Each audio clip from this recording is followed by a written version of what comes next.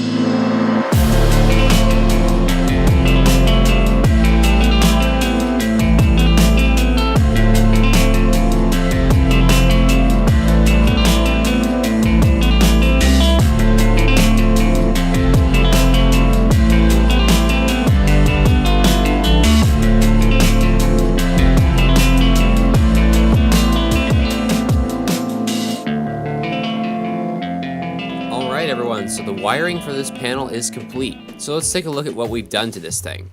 Starting off with the floor buttons, if we press down each button, you can notice that they light up with a different color. It looks pretty cool. The next thing we have is the key switch. If you put the key in and give it a turn, you can see all the floor buttons light up, and that looks pretty awesome. Next we have the alarm button, and this is a pretty interesting thing I've added on here, because if I turn the light off, you'll notice it glows in the dark.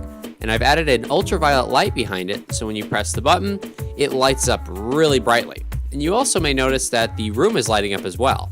And that's because when you press the emergency button, the emergency light turns on, and it lights up the room very nicely.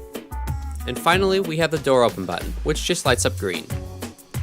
Alright everyone, so that is going to conclude this wiring video. Hope you enjoyed it. Like I said before, let me know what you guys think of this style of video in the comments below. Thank you guys for watching, hope you enjoyed it.